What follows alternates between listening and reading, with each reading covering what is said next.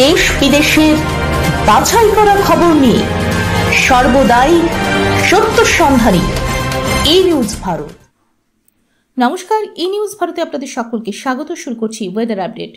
ত্রিফলা দুর্যোগ ফিরে আসছে বাংলায়। রয়েছে জোড়া ঘূর্ণাবর্ত, জোড়া অক্ষরেখা এবং পশ্চিমী ঝঞ্ঝা। তাপপ্রবাহের সতর্কতা জারি করেছিল আলিপুর আবহাওয়া দপ্তর। এবার পুরোপুরি ভোল বদল। চলতি সপ্তাহেই বৃহস্পতিবার থেকে দক্ষিণবঙ্গে শুরু দুর্যোগ, চলবে রবিবার পর্যন্ত।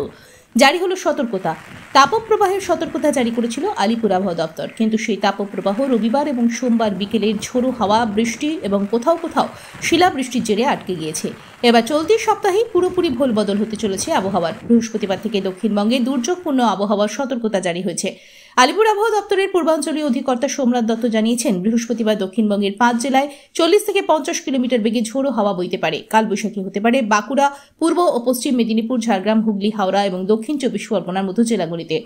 শুক্রবার থেকে বাড়বে বৃষ্টি, তবে বৃষ্টি আসার আগে পর্যন্ত অর্থাৎ দিনের বেলায় গরম ও আর্দ্রতাজনিত অস্বস্তি বাড়বে। আজ কলকাতায় রৌদ্রোজ্জ্বল দিন। আজ কলকাতা ও তার পার্শ্ববর্তী অঞ্চলে দিনের সর্বোচ্চ তাপমাত্রা ৩৩ ডিগ্রি সেলসিয়াস, সর্বনিম্ন ২৫ ডিগ্রি সেলসিয়াস। বাতাসে আপেক্ষিক আর্দ্রতার পরিমাণ ৪২%। ব্যুরো রিপোর্ট, ই নিউজ ভারত।